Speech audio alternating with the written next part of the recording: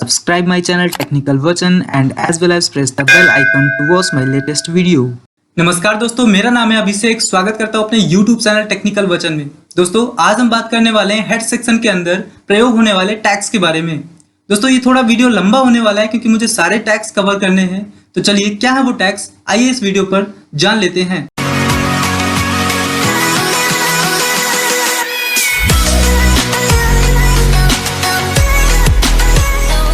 चलिए दोस्तों बात कर लेते हैं हम लोग टैग्स ऑफ हेड सेक्शन।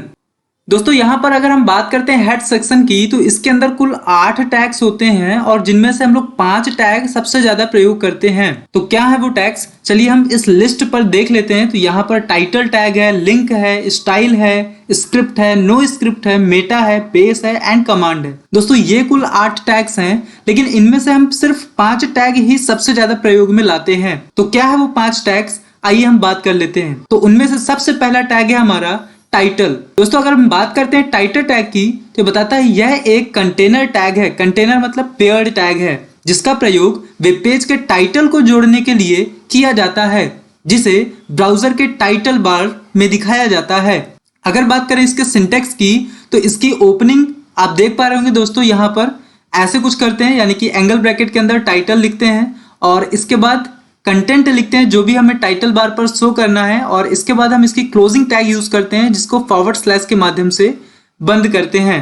चलिए दोस्तों इसका यूज देख लेते हैं किस तरीके से करते हैं। तो यहाँ पर मैं एक एग्जांपल आपको शो ऑफ कर रहा हूँ और इस ब्रैकेट के अंदर मैं हाईलाइट कर रहा हूँ टाइटल टैग को। तो यहाँ पर आप देख पा रहे होंगे टाइटल के अंदर मैंने कोरोना वॉरियर्स लिखा हुआ है और बॉडी के अंदर लिखा हुआ please stay at home, stay safe and keep learning. दोस्तों बहुत जरूरी है आज के समय पे, आप जानते होंगे लॉकडाउन का समय चल रहा है और ये आज बहुत जरूरी है। तो चलिए इसका रिजल्ट देख लेते हैं कैसे इसका रिजल्ट आने वाला है। तो यहाँ पर मैं रिजल्ट शो ऑफ कर रहा हूँ। दोस्तों आप देख पा रहे होंगे इस ब्राउजर के ऊपर यानी कि ऊपरी हिस्से में टाइटल बार में आपको एक कोरोना वॉरियर्स दिख रहा है जो कि मैंने टाइटल पर लिखा हुआ है, यानी कि ये एलिमेंट आपका लिखा हुआ टाइटल। और यहाँ पर जो बॉडी पे मैंने लिखा हुआ है कमेंट, ये यहाँ पर इंडिकेट हो रहा है, शो हो रहा है। तो इस तरीके से दोस्तों हम टाइटल टैग का यूज कर लेते हैं। चलिए दोस्तों अब बात कर लेते हैं हम लोग नेक्स्ट टैग, और नेक्स्ट टैग है हमारा लिंक टैग। दोस्तों अगर लिंक टैग की बात करते हैं तो यह एक एम्प्टी टैग होता है। एम्प्टी का मतलब इसकी ओपनिंग एंड क्लोजिंग से कोई मतलब नहीं होता, सिर्फ इसको एक बार लिखा जाता है, जो कि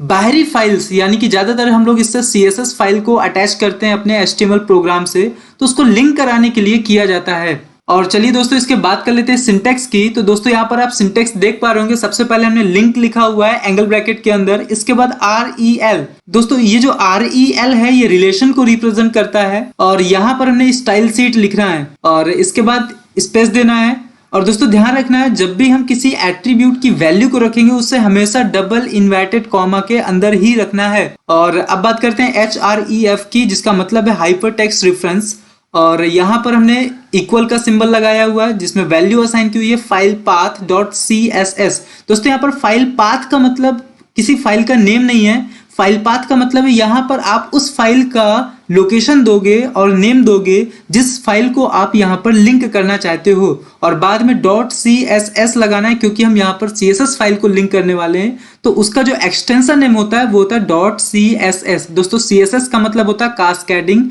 स्टाइल शीट। तो यहाँ पर इस सीट को यूज करेंगे हम लोग, जो कि HTML फाइल का जो स्ट्रक्चर होता है उसको और ज्यादा अच्छे से दिखाने के लिए, रिप्रेजेंट करने के लिए, उसकी सजावट को करने के लिए। वैसे भी हम लोग बोलते हैं CSS is the beauty parlour of the HTML। दोस्तों क्यों?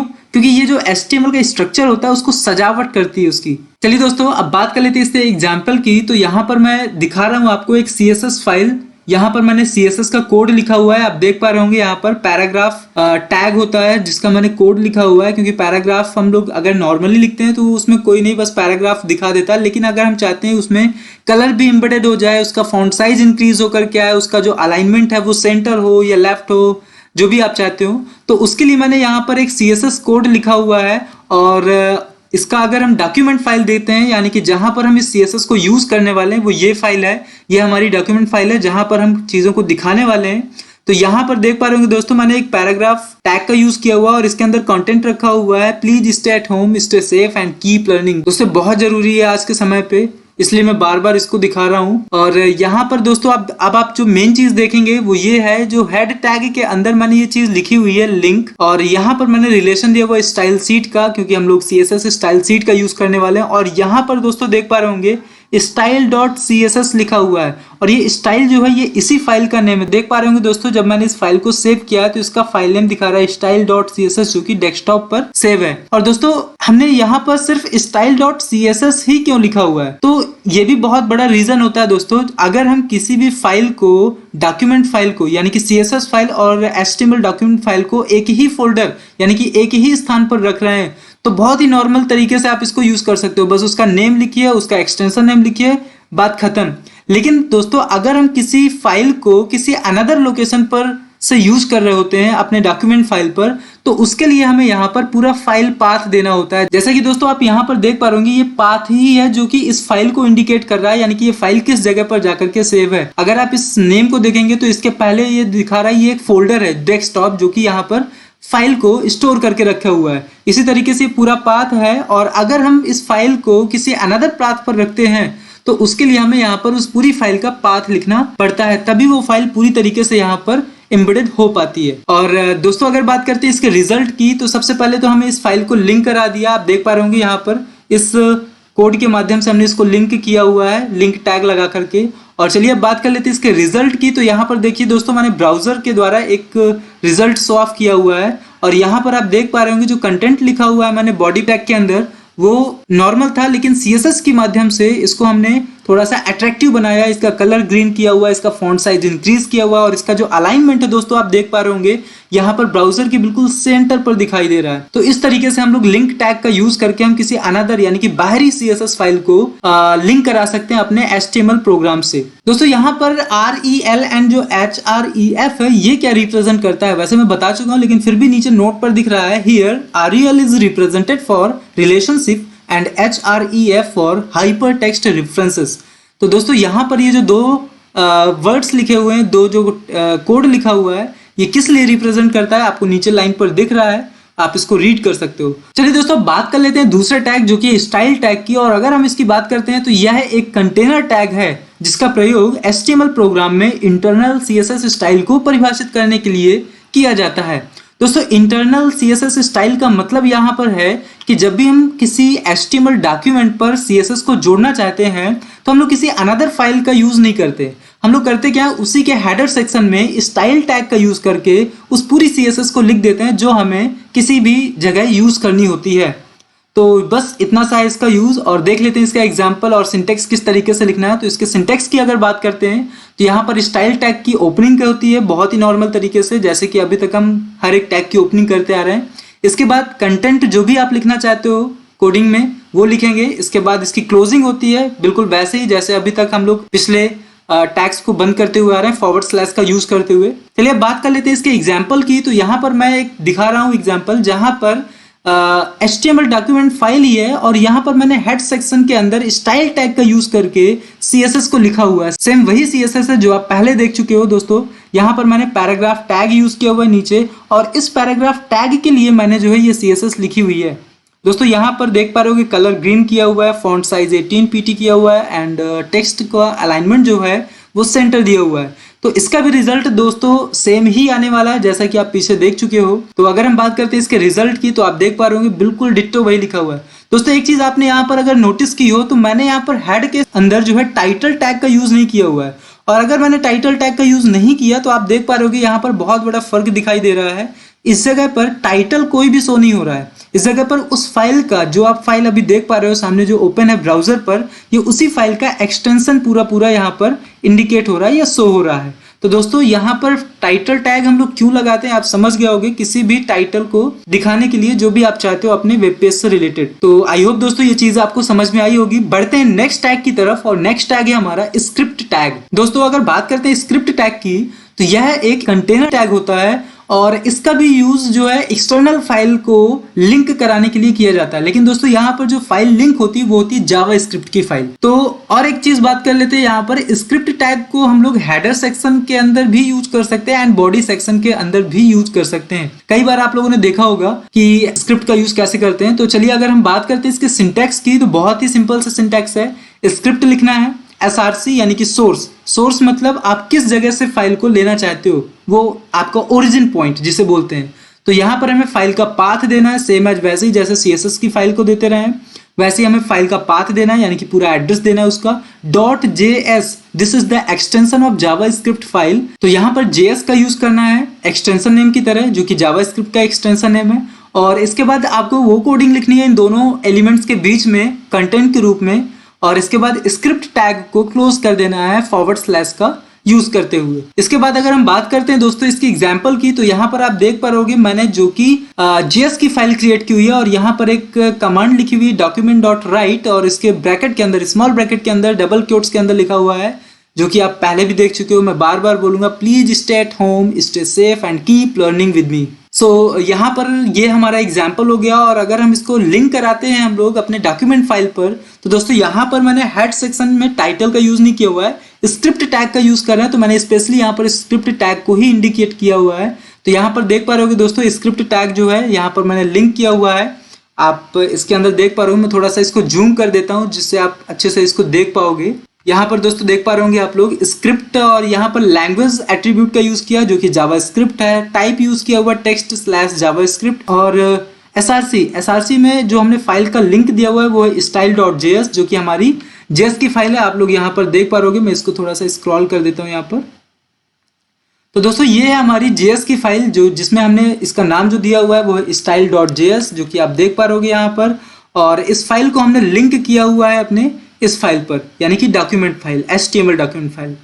तो दोस्तों ये बहुत ही सिंपल सी फाइल बन चुकी है। और अगर हम बात करते हैं इसके रिजल्ट की, तो यहाँ पर ये रिजल्ट आने वाला है। टाइटल हमने यूज किया नहीं था, तो यहाँ पर हमारे फाइल का एक्सटेंशन और फाइल नेम और उसका पूरा पाथ दिखा रहा है यहाँ पर। और चलिए बात कर लेते हैं दोस्तों, ये थी अभी जो है हमने किसी एक अनदर फाइल को JS में क्रिएट किया, यानी कि JS की एक एक्सटर्नल फाइल क्रिएट की और उसको लिंक कराया। अब दोस्तों अगर बात कर लेते हैं कभी बॉडी टैग के अंदर ही अगर हमें इसको यूज करना है तो कैसे करते हैं, तो उसके लिए अगर हम बात करें तो यहाँ पर तो ये हो गया इसका रिजल्ट। और यहाँ पर देख पा रहे होंगे आप लोग, मैंने बॉडी टैग के अंदर स्क्रिप्ट का यूज किया हुआ है। यहाँ पर सारा कुछ वैसे ही है, बस हमें स्क्रिप्ट टैग के अंदर वो कंटेंट लिख देना है जो आप स्क्रिप्टिंग देना चाहते थे, यानी कि जो JS फाइल पर देना चाहते थे। तो यहाँ पर मैंने JS का पूरा कोड लिख दिया है। और अगर बात करते हैं इसके रिजल्ट की, तो यहाँ पर सेम रिजल्ट आने वाला है, बस थोड़ा सा डिफरेंस होगा। आप मुझे बताइएगा क्या डिफरेंस हो रहा है यहाँ पर। तो आप देख पा रहे होंगे यहाँ पर भी बिल्कुल वही रिजल्ट आ रहा है, बस थोड़ा सा अंतर है। दोस्तों आपने नोटिस किया होगा यहाँ पर आप देख पा रहे टाइटल में कोरोना वॉरियर्स लिख करके आ रहा है। क्यों?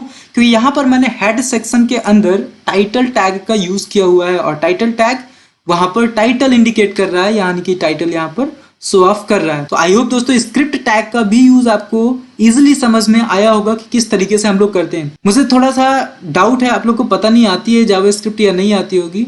नहीं आती है तो हम लोग आगे आने वाली वीडियोस पर जरूर पढ़ेंगे, और अगर आती है तो थोड़ा सा हेल्प मिली होगी आपको समझने में इजीली कि किस तरीके से हम लोग जावास्क्रिप्ट का यूज कर लेते हैं। और दोस्तों यहाँ पर एसआरसी की अगर बात करते हैं, तो यहाँ पर वैसे मैं बता चुका हूँ, SRC is represented as a source, यानी कि सोर्स को रिप्रेजेंट करता है, यानी कि आप कहाँ से फाइल का सोर्स ले रहे हो, फाइल कहाँ रखी हुई है, उसका सोर्स क्या है, तो एसआरसी उसको रिप्रेजेंट करता है। चलिए दोस्तों बात कर लेते हैं हम लोग नेक्स्ट टैग जो कि है मेटा टैग की। दोस्तों मेटा टैग बहुत ही इंपॉर्टेंट टैग होता है, किस लिए यूज करते हैं, तो यहाँ पर अगर हम बात करें मेटा टैग की, तो यह एक एम्प्टी टैग होता है। जैसा कि अभी आपने पिछला पढ़ा टैग एम्प्टी टैग्स में, वैसे ही मेटा टैग भी आपका एम्प्टी टैग ही है, और इसको हमेशा हेड सेक्शन के अंदर ही उपयोग किया जाता है, यानी कि हेड सेक्शन के अंदर ही रहेगा। और मेटा टैग HTML डॉक्यूमेंट के बारे में मेटा डेटा प्रदान करता है। अब दोस्तों मेटा डेटा क्या होता है, आपके दिमाग में बहुत से क्वेश्चंस आ रहे होंगे इस समय। तो अगर बात करते हैं मेटा डेटा की, तो यहाँ पर मेटा डेटा ऐसी जानकारी या ऐसी इंफॉर्मेशन होती है जो ब्राउजर, सर्च इंजन और अन्य वेब सेवाओं द्वारा उपयोग की जाती है। इस टैग का प्रयोग character set, page information, author name, keywords और व्यू पोर्ट सेटिंग को निर्दिष्ट करने के लिए किया जाता है। और अगर बात कर लेते हैं इसके सिंटैक्स की, तो यहाँ पर एंगल ब्रैकेट के अंदर आपको मेटा लिखना होगा, इसके बाद कैरेक्टर सेट लिखना होगा, यानी कि कैर सेट इज इक्वल टू, क्योंकि हम इसकी वैल्यू असाइन करने वाले हैं तो इक्वल का सिंबल लगाना होगा, और डबल इन्वर्टेड कॉमा के अंदर लिखना है आपको UTF कैपिटल लेटर्स में -8 स्पेस देना है, नेम लिखना है। नेम आपको क्या इंडिकेट करता है और कंटेंट क्या इंडिकेट करता है, ये जस्ट मैं आगे बताने वाला हूँ। अब दोस्तों यहाँ से आपको बहुत सारे क्वेश्चन अराइज हो रहे होंगे माइंड पर कि ये कैर सेट क्या होता है, यूटीएफ क्या होता है, नेम क्या देते हैं, कंटेंट क्या देते हैं। तो यहाँ पर मैं सारी आपकी प्रॉब्लम्स को सॉल्व आउट करने वाला हूँ और चलिए देख लेते हैं यहाँ पर ये सारी चीजें क्या होती हैं। तो अगर हम बात करते हैं कैरेक्टर सेट की, तो यहाँ पर दोस्तों meta char set is equal to UTF-8 लिखना है और इसका मतलब क्या होता है। तो दोस्तों अगर हम बात करते हैं इसकी, तो यहाँ पर इसका प्रयोग आपके द्वारा बनाए हुए वेब पेज के फॉर्मेट को डिफाइन करता है कि आप किस प्रकार के फॉर्मेट में वेबसाइट को बना रहे हैं। ज्यादातर वेबसाइट में इसी यूनिकोड का प्रयोग किया जाता है दोस्तों। यहाँ तक कि सर्च इंजन भी वेब डेवलपर्स को रिकमेंड करता है कि वो अपनी वेबसाइट इसी यूनिकोड पर डिजाइन करें। तो दोस्तों ये चीज आपको समझ में आई होगी कि UTF का यूज किस लिए करते हैं। चलिए नेक्स्ट बात कर लेते हैं हम लोग, define a description of your web page. दोस्तों अगर बात करते हैं डिस्क्रिप्शन की, तो आप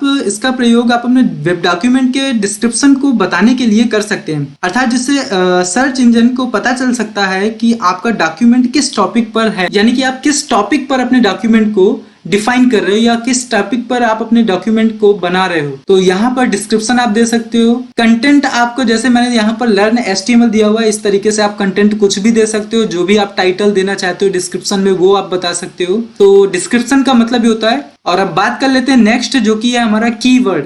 दोस्तों कीवर्ड का यूज किस लिए होता है, तो अगर बात करते हैं हम लोग कीवर्ड का, तो इसका प्रयोग डेवलपर्स जो होते हैं वो अपने वेब कंटेंट के लिए किसी पर्टिकुलर कीवर्ड टारगेट करने के लिए करते हैं। लेकिन फिलहाल सर्च इंजन इसका उपयोग नहीं करता है, क्योंकि कीवर्ड उसके लिए जो है जरूरी नहीं होते हैं। वो ऑटोमेटिकली क्राउड से या किसी भी तरीके से जो अपना यूज कर लेता है। तो इसका यूज बहुत कम होने लगा है, इसलिए हम इसको ज्यादा ध्यान नहीं देते हैं। बढ़ते हैं नेक्स्ट में, जो कि है ऑथर नेम। दोस्तों नेम इज इक्वल टू, अगर आप ऑथर देते हो यानी कि वैल्यू ऑथर देते हो, तो उसमें क्या करना होगा।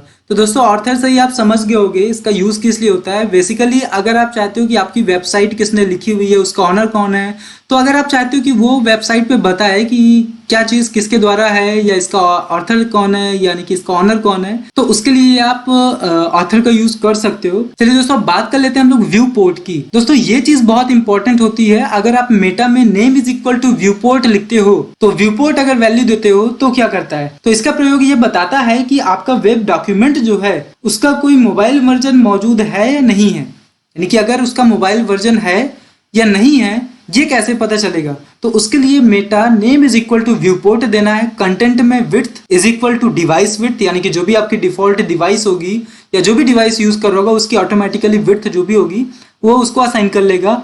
और यहाँ पर जो इनिशियल स्केल दिया हुआ है 1.0, इसका मतलब क्या है, तो दोस्तों ये जूमिंग को बताता है कि आपकी डिवाइस पर कितना जो कंटेंट दिखने वाला है उसका जूम कितना रहेगा। तो दोस्तों इस तरीके से इसको हम रिप्रेजेंट करेंगे यहाँ पर। तो ये थे दोस्तों मेटा टैग के अंदर की चीजें, एंड आई होप ये सारी चीजें आपको समझ में आई होंगी। चलिए दोस्तों अब बात कर लेते हैं हम लोग नेक्स्ट टैग की, जो कि है नो स्क्रिप्ट। और हम यहाँ पर अब ये 3 टैग की बात करने वाले हैं जो कि ज्यादातर यूज नहीं होते हैं। तो अगर बात करते हैं नो स्क्रिप्ट टैग की, तो यहाँ पर बता रहा है यह एक कंटेनर टैग है और इसका प्रयोग हेड एंड बॉडी दोनों में कर सकते हैं, यानी कि दोनों ही एलिमेंट्स में इसका यूज होता है। एलिमेंट के अंदर कंटेंट को प्रदर्शित किया जाएगा यदि स्क्रिप्ट क्लाइंट ब्राउजर में सपोर्टेबल और डिसेबल नहीं है। दोस्तों ये पॉइंट आपको थोड़ा कम समझ में आया होगा, हम लोग इसको समझ लेते हैं। जैसे कि सपोज क्लाइंट अपना यूज कर रहा है किसी वेबसाइट को और वहां पर उसके किसी जो जावास्क्रिप्ट होती है वो डिसेबल्ड है या सपोर्टेबल नहीं है या कुछ कमी आ रही है, तो यहाँ पर इस टैग का अगर यूज किया हुआ है तो उसमें जितना भी स्क्रिप्ट के अंदर जो कंटेंट होगा वो नो स्क्रिप्ट से उसको इनेबल कर देता है। चलिए बात कर लेते हैं इसके सिंटेक्स की। तो सिंटेक्स की बात करते हैं यहाँ पर बिल्कुल सिंपल सा है, आपको ओपनिंग टैग लगाना है, नो स्क्रिप्ट लिखना है एंगल ब्रैकेट के अंदर, इसके बाद डैट डैट डैश जो है ये कंटेंट को रिप्रेजेंट कर रहा है। आप कुछ भी कंटेंट लिखोगे अपने कोड के रूप में, इसके बाद आपको जैसे ही पूरा कंटेंट लिख जाएगा इसके बाद आपको बंद कर देना है क्लोजिंग टैग / के माध्यम से। और चलिए बात कर लेते हैं नेक्स्ट टैग की, जो कि है बेस टैग। यह आपका एक एम्प्टी टैग होता है दोस्तों, और जिसका प्रयोग हम लोग रिलेटिव लिंक्स के लिए बेस यूआरएल को निर्दिष्ट करने के लिए करते हैं। और अगर बात करते हैं इसके सिंटेक्स की, तो यहाँ पर आपको सिंपल सा है, बेस लिखना है href यानी कि हाइपर टेक्स्ट रेफरेंस देना है, और यहाँ पर यूआरएल जिस भी आप चीज का यूआरएल लेना चाहो वो आप दे सकते हो। चलिए दोस्तों बात कर लेते हैं नेक्स्ट टैग जो कि कमांड टैग। और अगर हम इसको समझें तो यह एक इम्पटी टैग है और इसका प्रयोग जो होता है वो यूजर के अनुसार एक कमांड बटन को परिभाषित करने के लिए होता है। अब उस कमांड पे आप कोई भी कमांड दे सकते हो, सेव है, इंसर्ट है, समथिंग कुछ भी दे सकते हो, जिसके लिए हम लोग थोड़ी सी जावास्क्रिप्ट का यूज करते हैं। लेकिन सबसे बड़ी बात दोस्तों यहाँ पर यह है कि ये जो टैग है ये किसी भी ब्राउजर पर सपोर्टेबल नहीं है, और है तो वो सिर्फ है इंटरनेट एक्सप्लोरर 9 पर। तो आज के समय पर ये 3 टैग जो है बिल्कुल भी यूज नहीं होते हैं। तो ये थे कुछ टैग्स जो कि हेड सेक्शन के अंतर्गत यूज किए जाते हैं। आई होप दोस्तों ये बहुत ही अच्छे तरीके से आपको समझ में आए होंगे। दोस्तों अगर ये वीडियो आपको पसंद आया है तो इसे लाइक करें, कमेंट करें और ज़्यादा से ज़्यादा शेयर करें। मिलते हैं नेक्स्ट वीडियो में, तब तक के लिए नमस्कार।